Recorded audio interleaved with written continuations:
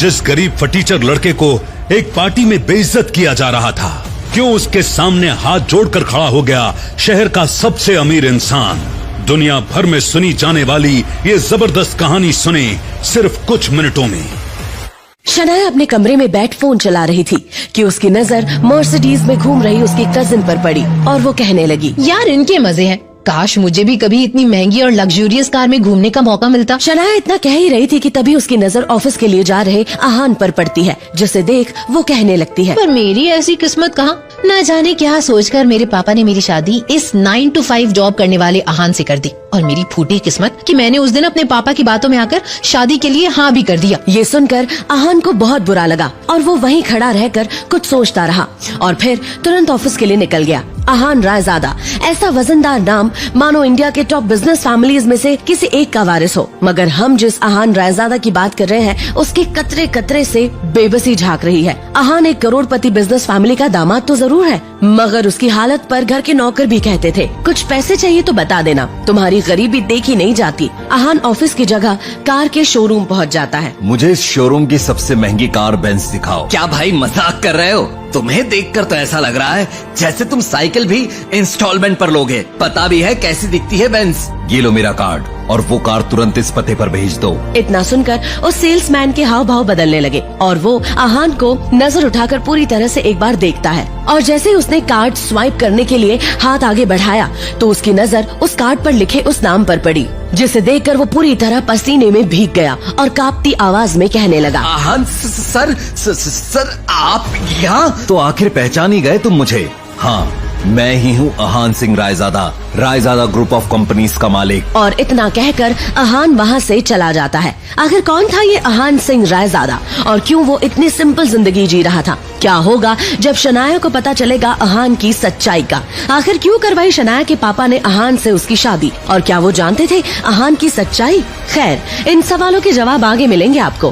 Car के showroom से आहान जैसे ही ऑफिस पहुँचा तो उसने मोबाइल स्क्रीन पर देखा तो शगुन का फोन था। उसे देखते ही आहान के सारे सपने छू मंतर हो गए। शगुन आहान की बीवी शनाया की कजिन थी, जो हमेशा ही आहान को नीचा दिखाने की कोशिश करती थी। मोबाइल की तरफ देखकर आहान ने बुरा सा मुंह बनाया और फिर कुछ सोचकर फोन उठा लिया। तभी दूसरी तरफ से आवाज आई, क्या बात है जीजा जी, फोन नहीं उठा रहे आप? नहीं शगुन, मैं। तभी शगुन उसकी बात काटते हुए बोली, खैर वो सब छोड़ो, मेरा एक काम है। साहू ज्वेलर्स पर मेरा एक नेकलेस पड़ा हुआ है, मैंने उसके मालिक को फोन कर दिया है। वो नेकलेस लेकर आप प्लीज मेरे घर पर आ जाइए। और हाँ, तभी आहान बीच में ही बोल पड़ा, शगुन मुझे बैंक जाना है और मैं। तभी शगुन ने कहा, मेरे प्यारे जीजा जी, ये बैंक जाने का तेवर आप किसको दिखा रहे हैं? पलना तो आपको हमारे टुकड़ों पर ही है, इसीलिए ये बहाना बनाना छोड़िए और 1 घंटे के अंदर मेरा नेकलेस लाकर मुझे दीजिए। और हाँ, वो ज्वेलर आपको 30,000 रूपए भी देगा, उसमें से 1 पैसा भी गायब नहीं होना चाहिए। तभी आहान थोड़ा चिढ़ते हुए बोला, देखो शगुन, एक तो मैंने आज तक कभी चोरी की नहीं है, और दूसरी बात ये कि अगर इतना ही मुझ पर डाउट है तो ये काम किसी नौकर को भेजकर क्यों नहीं करवा लेती? इस पर शगुन की तंज भरी आवाज आई, प्यारे जीजा जी, आप ये बात कब समझेंगे कि इस घर में आपको बहस करने की इजाजत नहीं है, इसीलिए जितना आपसे कहा जा रहा है उतना कीजिए। और मैं फिर से आपसे कह रही हूँ कि उस पैसे में से 1 भी रुपया कम नहीं होना चाहिए। ये चीजें आप 1 घंटे के अंदर लेकर मेरे घर पहुँच जाइए। बाय। इतना कहकर शगुन ने फोन काट दिया। आहान अपने मोबाइल को इस तरह घूरकर देखने लगा जैसे वो दुनिया की सबसे मनहूस चीज हो। खैर, ऑफिस से आधे दिन की छुट्टी लेकर आहान ज्वेलर के यहाँ गया और फिर शगुन का नेकलेस लेकर वापस घर आ गया। लेकिन यहाँ तो आहान के लिए एक नई मुसीबत इंतजार कर रही थी। वो जैसे ही घर में घुसा, उसने सामने देखा तो उसकी सास यामिनी गिल अपनी कुछ सहेलियों के साथ रम्मी पार्टी में व्यस्त थी। तभी यामिनी जी की एक सहेली ने अपनी सैंडल की तरफ देखकर कहा, देखो न यामिनी, आज तुम्हारे यहाँ आते वक्त मेरी सैंडल का स्ट्रिप टूट गया, अब मैं घर वापस कैसे जाऊंगी? इस पर यामिनी जी ने मुस्कुराते हुए कहा, तो इसमें टेंशन लेने की क्या बात है, तू पार्टी एंजॉय कर, मैं किसी सर्वेंट से बोलकर सही करवा देती हूँ। जवाब में यामिनी की सहेली ने बुरा सा मुंह बनाया और कहा, अरे नहीं, मेरी बहुत महंगी सैंडल है, मैं किसी नौकर पर भरोसा नहीं कर सकती। वैसे भी मैं टूटी सैंडल दोबारा नहीं पहनती, पर क्या करूँ, घर तो जाना ही है, मेरी मजबूरी है यामिनी। जवाब में यामिनी जी मुस्कुराते हुए बोली, अरे नौकर नहीं, बस नौकर से थोड़ा ऊपर है। वो तेरा काम अच्छे से करवा देगा, तुझे चिंता करने की कोई जरूरत नहीं है। अहान उस तरफ से निकला ही था जब यामिनी जी की नजर उस पर पड़ गई। उन्होंने अहान को पुकारा। अहान ने जैसे ही यामिनी की आवाज सुनी वो ठिठक गया। वो समझ गया कि अब कोई न कोई नया बवाल होने वाला है। अरे सुनो अहान, इनकी सैंडल सही करवा के लाना जरा, और हाँ थोड़ा जल्दी आना, इन्हें निकलना है, समझ गए ना? यामिनी, ये काम दामाद से कह रही हो? ये अच्छा नहीं लग रहा है, बुरा मत मानना। हाँ, इतना सुनते ही यामिनी का गुस्सा 7वें आसमान पर था, लेकिन उसने खुद को काबू में कर लिया और उनकी बात बीच में काट कर बोल पड़ी। अरे तुम लोग टेंशन मत लो, ऐसे कामों में इनको बहुत मजा आता है। किसी के भी पास कोई भी काम हो तो बता देना। दामाद है तो क्या हुआ, अब टूटी चप्पलें भी नहीं बनवाएगा तो क्या करेगा, वैसे भी कुछ करता धरता तो है नहीं। यामिनी जी की ये बात सीधा अहान के दिल पर आकर लगी, मगर अब उसे ये सब हमेशा ही सुनने की आदत सी हो गई थी। उसे याद था कि आज उसका बर्थडे है, मगर ये सिर्फ उसे ही याद था, बाकी किसी को भी इससे कोई मतलब नहीं था। तभी अहान ने यामिनी जी से कहना चाहा, मगर अभी मैं शगुन के काम से। अहान अपनी बात पूरी भी नहीं कर पाया था कि यामिनी जी ने आंखें दिखाते हुए कहा, बहस नहीं, जल्दी से काम खत्म करके आओ, जुबान ज्यादा चलने लगी है तुम्हारी। वो दामाद हो तो थोड़ी इज्जत दे रही हूँ, भिखारी कहीं का। पता नहीं शनाया भी अपने नसीब में क्या लिखवा कर आई है जो उसे ऐसा निठल्ला पति मिला है। यामिनी जी ने जैसे ही अपनी बात पूरी की, उनकी सहेली ने अहान को उसकी टूटी हुई सैंडल की स्ट्रिप दिखाकर कहा, बस ये वाली सही करवा के लाना और देखना अच्छी दुकान पर जाना, बहुत महंगी है ये सैंडल, समझ गए ना? इतना कहते हुए उसने अहान का हाथ उठाकर सैंडल उसके हाथ में पकड़ा दी। अहान सर झुकाए उस सैंडल की तरफ देखने लगा। न चाहते हुए भी अहान को ये काम करना पड़ रहा था। उसे जाते देख यामिनी की बाकी 2 सहेलियों ने भी अपने अपने काम पकड़ा दिए। अहान सबकी बातें सुनता रहा और फिर सामने लगी शनाया की तस्वीर देखकर मन में ही बोला, इतनी बेइज्जती के बाद भी अगर मैं इस घर में टिका हुआ हूँ तो सिर्फ इसलिए शनाया क्योंकि मैं आपको खोना नहीं चाहता। आई लव यू, लेकिन ये सब भी अब ज्यादा दिन नहीं चलने दूंगा मैं। इतना कहकर अहान बाहर आ गया। वो अपनी बाइक लेकर निकला ही था कि तभी रास्ते में उसके मोबाइल पर उसकी बीवी शनाया का मैसेज आया। अच्छा सुनो, क्या आप आज मेरे ऑफिस आ सकते हैं, कुछ काम था अर्जेंट। ये मैसेज पढ़ते ही अहान के होठों पर एक स्माइल आ गई और उसकी पूरे दिन की टेंशन जैसे गायब ही हो गई। आज पहली बार शनाया ने उसे ऑफिस बुलाया था। एक वही तो थी उसकी जिंदगी में जिसकी मुस्कुराहट देखकर वो खुद को जिंदा रखता था। शनाया का चेहरा देखे बिना अहान को चैन नहीं आता था और उसके बस में होता तो शनाया की हर एक खुशी के लिए खुद को लाखों बार कुर्बान कर देता। मैसेज पढ़ते हुए अहान मुस्कुरा कर बोला, आज पहली बार आपने मुझे ऑफिस बुलाया शनाया। मुझे पता था मेरा बर्थडे किसी और को याद हो ना हो मगर आपको जरूर याद होगा, इसलिए आपने मुझे बुलाया है। मैं भी बड़ी बेसब्री से आपके सरप्राइज का वेट कर रहा हूँ। इतना कहकर अहान ने बाइक स्टार्ट की और अब गिल कंस्ट्रक्शन के ऑफिस की तरफ निकल पड़ा। रास्ते में अहान को एक फूलों की दुकान दिखी। कुछ सोचकर उसने बाइक रोकी और अपना पर्स निकालकर देखने लगा। उसमें सिर्फ 500 का एक नोट पड़ा हुआ था। उस नोट की तरफ देखते हुए अहान ने कहा, ओह, 2 ही जोड़ी कपड़े हैं मेरे पास। बैंक जाने के लिए इन्हीं पैसों से मुझे नए कपड़े लेने थे, पर कोई बात नहीं, शनाया से बढ़कर कुछ भी नहीं। उसके लिए कुछ अच्छे फूल ले लेता हूँ, शनाया खुश हो जाएगी। और फिर उस पैसे से अहान ने शनाया के लिए फूलों का वो बुके ले लिया। जैसे ही अहान वापस मुड़ा तो उसे शगुन का काम और अपनी सास के दिए हुए काम याद आ गए।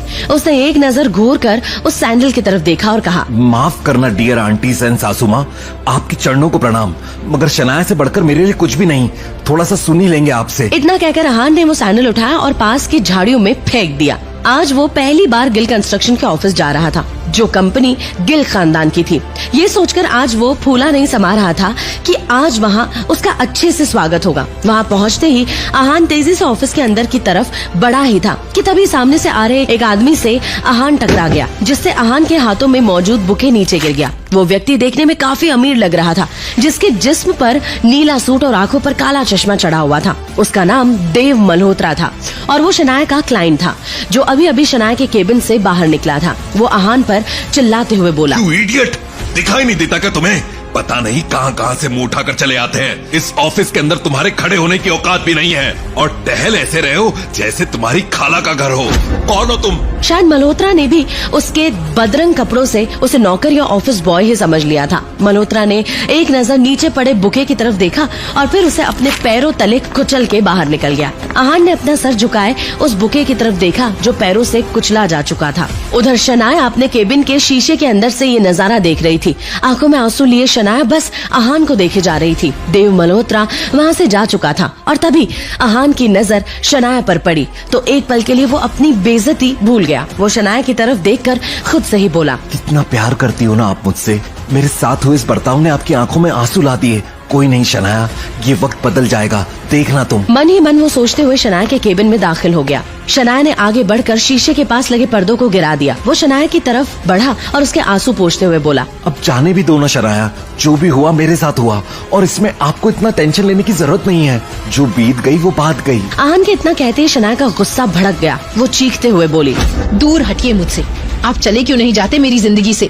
नर्क बना रखी है आपने मेरी जिंदगी। अहान को एकदम से झटका सा लगा। वो शनाया से ऐसा कुछ एक्सपेक्ट नहीं कर रहा था। वो खुले मुंह से शनाया की तरफ देखता रह गया। तभी शनाया आगे बोली, पति नहीं, मेरे पापों की सजा है आप मेरे लिए। आखिर चाहते क्या हो आप? पापा ने मेरी शादी आपसे जबरदस्ती करवाई है और उस गलती की सजा मुझे अब तक मिल रही है।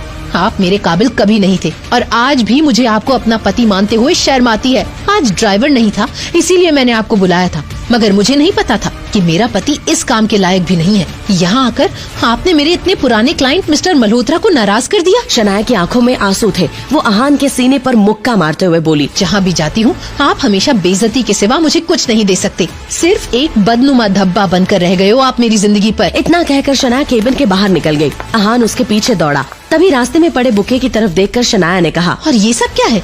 क्यों इतनी गंदगी फैला रखी है यहाँ पर? इसे डस्टबिन में डालो। शनाया ने एक नौकर से कहा और उस फूल को अपने पैरों से कुचलते हुए आगे बढ़ गई। मल्होत्रा अपनी कार में बैठा पहले से ही शनाया का इंतजार कर रहा था। फिर अहान के सामने ही शनाया अपने क्लाइंट मल्होत्रा के कार में बैठी और बिजनेस के सिलसिले में वहाँ से जा चुकी थी। अहान ने एक नजर अपनी बाइक की तरफ देखा, वही खटारा बाइक जो अब अहान की जिंदगी का हिस्सा बन चुकी थी। आंखों में आंसू लिए अहान खुद से ही बोला, कोई बात नहीं शनाया, मुझे पता है आप गलत नहीं हो, बस मेरे हालात गलत है, मगर मुझे यकीन है कि एक ना एक दिन आप मुझे जरूर समझोगी। मैं आपको दुनिया की सारी खुशियाँ ला कर दूंगा। आप सिर्फ मेरी हो और इस बात का एहसास आपको होगा। अहान भी वहाँ से अपनी खटारा बाइक पर शहर की सड़कें नापने निकल गया। रात काफी हो गई थी। वो दुखी था। तभी अचानक ही अहान का मोबाइल बज उठा। उसने स्क्रीन पर देखा तो यामिनी जी का फोन था। फोन उठाते ही दूसरी तरफ से आवाज आई, कहाँ रह गए थे तुम? तुम्हें पता है कि तुम्हारी वजह से मेरी सहेलियों के सामने कितनी बेइज्जती हुई है और ऊपर से तुम्हारा फोन भी नहीं लग रहा था। फिर मुझे वापस अपने घर आना पड़ा। कहाँ थे इतनी देर तक? अहान का एक तो आज बर्थडे था, ऊपर से आज उससे सारे दिन उसके ससुराल में बेइज्जत किया जा रहा था। उसने थोड़ी सी पी रखी थी। यामिनी जी का सवाल सुनकर अहान ने थोड़ा लड़खड़ाती जुबान में कहा, माँ जी, वो मैं शनाया को लेने चला गया था। उसका फोन दो उसे, उसका फोन भी नहीं लग रहा। इतना सुनते ही अहान का सारा नशा गायब हो गया। वो चौंक कर अपनी सास यामिनी जी से बोला, मगर शनाया मेरे साथ यहाँ नहीं आई। पर अभी तो तुमने कहा कि तुम उसे लेने गए थे। हाँ, मगर वो अपने किसी क्लाइंट के साथ चली गई थी। अहान का इतना ही कहना था कि तभी यामिनी जी उस पर चिल्लाते हुए बोली, रात होने को आई है और तुम कह रहे हो कि शनाया अपने किसी क्लाइंट के साथ है? जरूर तुम्ही ने कुछ गड़बड़ की होगी, इसीलिए वो तुम्हारे साथ नहीं आई। अरे एक अच्छे दामाद तो तुम बन ना सके, अब कम से कम अच्छे पति तो बन जाते। ढूंढो उसे जाकर, कहाँ है वो? और मुझे 1 घंटे के अंदर शनाया घर में चाहिए। इतना कहकर यामिनी जी ने फोन काट दिया। अहान ने शनाया का नंबर डायल किया तो वो नहीं लग रहा था। अब सच में उसे शनाया की फिक्र होने लगी। अहान के बारे में भले ही मल्होत्रा को नहीं पता था, मगर अहान देव मल्होत्रा के बारे में कई बार शनाया के मुंह से सुन चुका था कि मल्होत्रा उसका पुराना क्लाइंट है और उसका एक नाइट क्लब भी है। अहान ने क्लब के सामने ले जाकर अपनी बाइक रोक दी और फिर अंदर दाखिल हो गया। अंदर बेहद ही शोर शराबा था और लोग शराब पीकर नाच रहे थे। अहान ने चारों तरफ नजरें दौड़ाई, मगर शनाया उसे कहीं भी नजर नहीं आई। कुछ सोचते हुए अहान क्लब के मैनेजर की तरफ बढ़ा ही था कि तभी बगल के कमरे से उसे शनाया की आवाज सुनाई दी। अहान ने एक झटके से दरवाजा खोला तो उसका मुंह खुला का खुला रह गया। उसके पैरों तले जमीन खिसक गई। अहान को वहाँ देखते ही देव उस पर चिल्लाया, तुम यहाँ? तुम्हारी हिम्मत कैसे हुई यहाँ आने की? अहान की आंखें गुस्से से लाल हो चुकी थी। वो मल्होत्रा की तरफ बढ़ा और उसके गाल पर एक जोरदार थप्पड़ जड़ दिया। पकड़े जाने के डर से देव मल्होत्रा के हाथ पांव कांपने लगे थे। इधर शनाया अब बेहोश हो चुकी थी और फिर अहान शनाया को उठाते हुए अपने दांत पीसते हुए बोला, मिस्टर देव मल्होत्रा, मैं शनाया का पति हूँ। जी तो करता है कि मैं यहीं पर तुम्हें जान से मार दूं, मगर मेरी बीवी के कारण मेरे हाथ बंधे हुए हैं। इसे तुम्हारे ऊपर बहुत विश्वास था।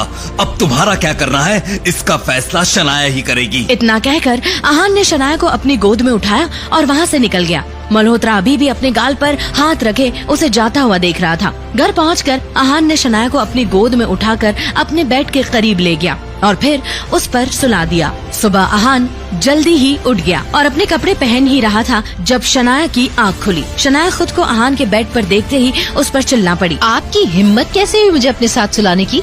कैसे आई मैं यहाँ? आहान शनाया की तरफ हैरानी से देखने लगा। उसने तो उम्मीद की थी कि आज शनाया उसे थैंक्स बोलेगी क्योंकि आहान ने उसे बचाया था, मगर ये तो उल्टा आहान पर ही बरस रही थी। आपको पता है ना कि मेरा कमरा अलग है, फिर अपने बेड पर मुझे सुलाने की हिम्मत कैसे हुई?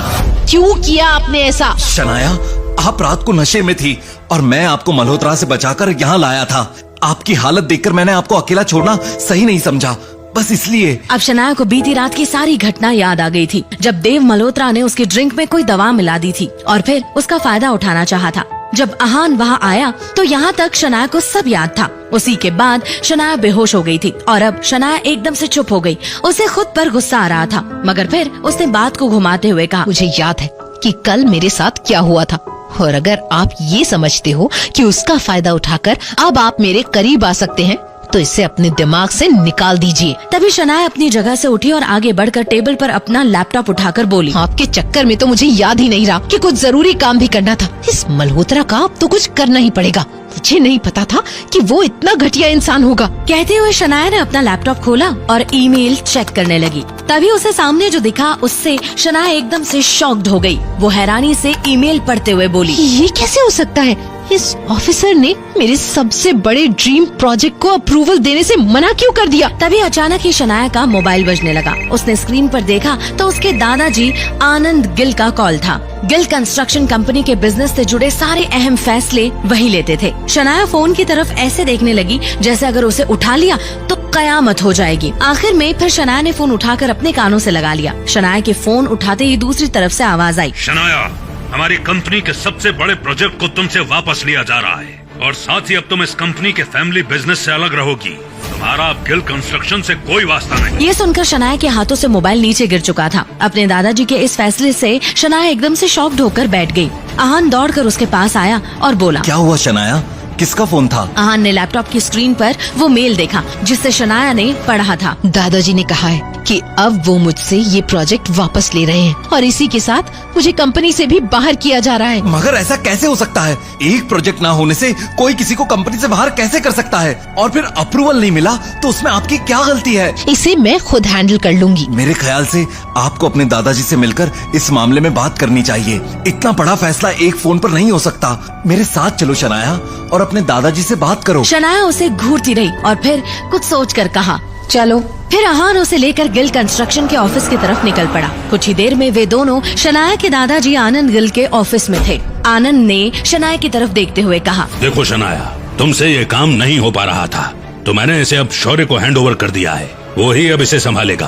तुम अब आराम से घर में रह सकती हो। मगर दादाजी, ये प्रोजेक्ट मेरा भी सपना है। मुझे नहीं पता कि कहाँ कमी रह गई जो हमें अप्रूवल नहीं मिला, लेकिन मैं आपसे वादा करती हूँ कि हर हाल में ये अप्रूवल लेकर ही रहूंगी। शौर्य को ये प्रोजेक्ट देने से पहले प्लीज मुझे एक आखिरी मौका दे दीजिए। ठीक है, लेकिन ये काम आज ही होना चाहिए। शनाया ने हाँ में सर हिलाया और फिर आहान के साथ बाहर आ गई। शौर्य शनाया का ही कजिन था जो हमेशा से ही शनाया को बिजनेस से बाहर कराना चाहता था। उसकी हसरत थी कि एक दिन वो इस बिजनेस एम्पायर को हासिल कर ले और इसके लिए शनाया को वो हर हाल में पीछे छोड़ना चाहता था। शौर्य के पिता नीरज भी इस काम में उसका बखूबी साथ दे रहे थे। आहान और शनाया अब म्यूनिसिपैलिटी के उस सरकारी ऑफिस पहुँच चुके थे जहाँ से उन्हें अप्रूवल लेना था। तभी शनाया ने वहाँ से शौर्य को बाहर आते हुए देखा तो चौंक पड़ी। शौर्य शनाया की तरफ देखकर एक कुटिल मुस्कान के साथ उसके करीब आते हुए बोला, ओह, अप्रूवल के लिए आई हो, मगर कुछ नहीं हो सकता शनाया। उस ऑफिसर को मैंने खरीद लिया है। शनाया ने शौर्य को घूर कर देखा और आहान के साथ अंदर बढ़ गई। उस वक्त वहाँ पर कोई मीटिंग चल रही थी। जब शनाया वहाँ पहुँची, शनाया एक ऑफिसर के सामने आकर गुस्से में बोली, मिस्टर सक्सेना, मुझे आपसे कुछ बात करनी है। कहिए शनाया जी, कैसे आना होगा? शहर में बन रही गिल कंस्ट्रक्शन के बिल्डिंग के लिए जो भी जरूरी डॉक्यूमेंट्स हैं, वो सारे कंप्लीट हैं। हर जगह सभी नियमों का पालन किया गया है। बावजूद इसके हमें अप्रूवल नहीं मिला। क्या मैं जान सकती हूँ ऐसा आपने क्यों किया? तभी शनाया के पीछे से किसी औरत की आवाज आई, मैंने ही ऐसा करने को मना किया था। आहान और शनाया ने पलटकर उस औरत की तरफ देखा तो शनाया एकदम से चौंक पड़ी। अचानक ही शनाया के मुंह से निकला, कामिनी, तुम यहाँ? हाँ, मैं यहाँ। यही तो काम करती हूँ मैं। और ये जिस सक्सेना की तुम बात कर रही हो, ये मेरे पति हैं शनाया। जब मैंने देखा कि तुम्हें हमारा अप्रूवल चाहिए तो मैंने ही इन्हें ऐसा करने से मना कर दिया था। आज मेरा पति ऐसी जगह पर है जहाँ पर वो तुम्हारा काम बना भी सकता है और बिगाड़ भी सकता है। वैसे भी तुम तो बहुत पैसे वाली हो ना। हाँ, तो करवा लो अपना काम, जिससे भी करवा सको। कामिनी, जो कुछ भी हुआ वो मेरी गलती थी, मैं ना समझ थी। प्लीज उस बात को अब भूल जाओ। और मैं नहीं भूल सकती शनाया, मैं उस दिन को नहीं भूल सकती जब मेरी शादी तय हुई थी और ये बात मैं तुम्हारे साथ ही सभी सहेलियों को बता रही थी। तब तुमने मेरे बेरोजगार पति के बारे में सुनकर उसका मजाक उड़ाया था, मेरा मजाक उड़ाया था। सभी सहेलियां मुझ पर हंस रही थी और मैं रोते हुए वहाँ से आई थी। कामिनी, वो मेरी ना समझी थी, मैं आज भी उस बात के लिए शर्मिंदा हूँ। पूरा स्टाफ और आहान भी उनकी बातें सुन रहा था। आहान को समझ नहीं आ रहा था कि ऐसी स्थिति में वो क्या करे। तभी कामिनी ने कहा, शर्मिंदा होने से काम नहीं चलेगा शनाया, उस दिन का बदला तुम्हें आज चुकाना होगा। बेइज्जती के बदले बेइज्जती ही होनी चाहिए। मतलब? कामिनी ने एक नजर आहान की तरफ देखकर कहा, ये तुम्हारा पति है ना, इसने कौन से बड़े झंडे गाड़ दिए हैं शनाया? ये तो मेरे पति के बराबर भी खड़े होने की औकात नहीं रखता है। और सुना है कि ये घर जमाई बनकर रहता है। कामिनी, तुम गलती कर रही हो। अभी मैंने कुछ बोला ही कहाँ है शनाया। ठीक है, अब सुनो, अगर तुम्हें ये अप्रूवल चाहिए तो तुम्हारे पति को यहाँ मौजूद पूरे स्टाफ के सामने मुझसे हाथ जोड़कर गिड़गिड़ा कर अप्रूवल की भीख मांगनी होगी। कामिनी! शनाया एकदम से चिल्ला पड़ी। जवाब में कामिनी ने दरवाजे की तरफ उंगली करके कहा, बाहर जाने का रास्ता उधर है शनाया। बेबसी से शनाया ने अपने होंठ काट लिए और फिर वापस दरवाजे के बाहर निकल आई। शौर्य बाहर ही उसका इंतजार कर रहा था। वो शनाया के पास आते हुए बोला, शायद काम नहीं हुआ। So sad. अब तो तुम्हें ये प्रोजेक्ट मेरे हवाले करना होगा। और तो और आनंद दादू की नजरों में अब तुम किसी काम की ही नहीं रही, तो अब तुम्हें कंपनी भी छोड़नी पड़ेगी। खैर, तुम टेंशन मत लो शनाया, मैं सब कुछ संभाल लूंगा। तुम घर पर आराम करो अपने निकम्मे पति के साथ। अब निकम्मी बीवी। अरे हाँ, वो तुम्हारा पति कहाँ रह गया? वापस नहीं आया तुम्हारे साथ? इससे पहले कि शनाया शौर्य की हरकत का कोई जवाब देती, उसे भी ध्यान आया कि आहान उसके साथ वापस नहीं आया है। शनाया वापस अंदर की तरफ बढ़ी। बाहर से शीशे के उस पार क्या हो रहा था ये साफ दिख रहा था। और फिर शनाया ने जो देखा उससे तो शनाया को झटका सा लगा। अंदर आहान सारे स्टाफ के सामने गिड़गिड़ा रहा था, अप्रूवल की भीख मांग रहा था और सभी लोग उसका मजाक बनाकर उस पर हंस रहे थे। ये सब देखकर शनाया की आंखों में आंसू आ गए। वो तेजी से अंदर की तरफ बढ़ी कि तभी दरवाजा खोलकर कामिनी बाहर आई और शनाया पर एक मुस्कान छोड़ते हुए बोली, सचमुच बहुत प्यार करता है ये तुम्हें, तुम्हारे लिए कुछ भी कर सकता है।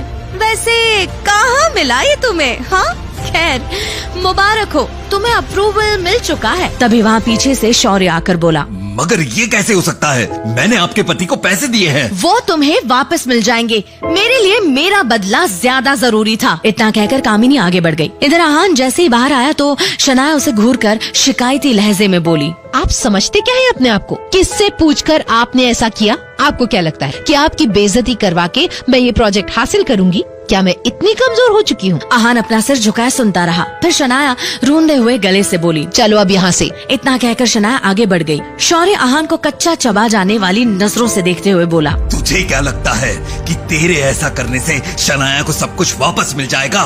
मैं उसे कहीं का नहीं छोड़ूंगा। मेरे रहते तू तो क्या, कोई भी माई का लाल शनाया का बाल भी बांका नहीं कर सकता। ओह, लेकिन कब तक तू शनाया का साथ देगा? देखना, मैं तुम दोनों का रिश्ता ही खत्म कर दूंगा। कोशिश करके देख ले, चल जाएगा। इतना कहकर आहान आगे बढ़ गया। जल्द ही आहान शनाया को लेकर अब वापस घर आ चुका था। अभी वे घर पहुँचे ही थे कि तभी शनाया के मोबाइल पर दादा आनंद का कॉल आया। बेटा शनाया, तुम्हारी कामयाबी की खुशी में हमने आज पार्टी रखी है, तुम आहान के साथ आ जाना। जी दादाजी, थैंक यू, हम आ जाएंगे। शाम हो चुकी थी और सभी बड़े लोग पार्टी में आ चुके थे। आहान और शनाया को देखकर शौर्य और शगुन के मन में कुछ और ही चल रहा था। मैंने एक काम दिया था आहान को, वो भी नहीं किया इसने। आजकल बहुत ज्यादा सर पर चढ़े जा रहा है ये। इसके लिए मैंने कुछ सोचा है, कुछ ऐसा जिससे ये जोड़ी जितनी ज्यादा खूबसूरत दिख रही है, लोग इन पर उतना ही थूकेंगे। बस एक प्लान है जिसमें तुम्हें मेरा साथ देना होगा। कहते हुए अपने हाथ में शराब का ग्लास लिए शौर्य आहान की तरफ बढ़ गया। उसने दूर से ही थोड़ा ऊंचे आवाज में कहा, अरे आहान, आज ये सूट कहाँ से मारा? ओह, लगता है अब ये निकम्मा पति अपनी बीवी के पैसों पर पलने लगा है, वरना तुम्हारी औकात कहाँ जो इतने महंगे सूट की तरफ देख भी सको। वहाँ मौजूद आसपास खड़े कई लोग आहान की तरफ देखकर हंसने लगे। तभी वहाँ पर शगुन भी अपने हाथ में शराब का ग्लास लिए आई और बोली, अरे जीजा जी, ये शौर्य कुछ भी बोलता है, आप इसकी बातों का बिल्कुल भी बुरा मत मानना। हमारे जीजा जी घर जमाई है तो क्या हुआ, आखिर हर घर जमाई अपने ससुराल के टुकड़ों पर पलता है। और फिर अगर आप अपने बीवी के खर्चे पर पल रहे हैं तो इसमें गलत क्या है। शगुन की बात पर शौर्य एक ठहाका मारकर हंस पड़ा और फिर आगे बोला, अच्छा ठीक है, सॉरी। लेकिन शगुन, क्या तुम्हें लगता है कि शनाया इनसे प्यार करती है? क्यों, तुम्हें ऐसा क्यों नहीं लगता? वो देखो, अपने पति को अकेला छोड़कर वहाँ कोने में शनाया किसी और के साथ है। शगुन और आहान ने उस तरफ देखा जहाँ शनाया गौरव के साथ बात कर रही थी। शगुन ने कुछ सोचते हुए कहा, हाँ ये तो है, शनाया को कम से कम यहाँ तो आहान को अकेला नहीं छोड़ना चाहिए था।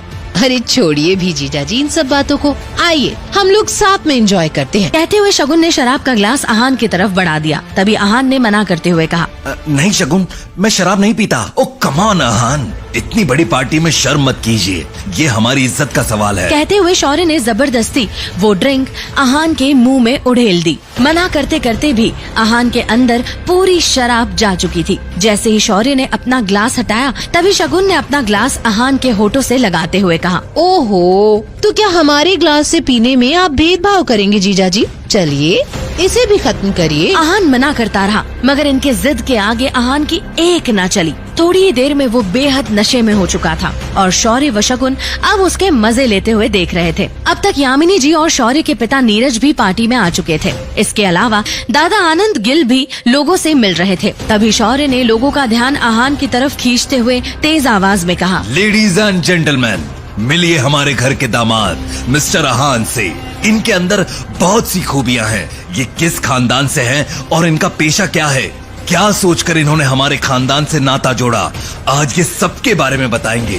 क्यों जीजा जी, बताएंगे ना? आहान ने नशे में ही शौर्य की तरफ बढ़कर कहा, ओह, तो इसलिए तुमने और शगुन ने जबरदस्ती मुझे शराब पिलाई, और अब अगर जानना ही चाहते हो तो सुनो।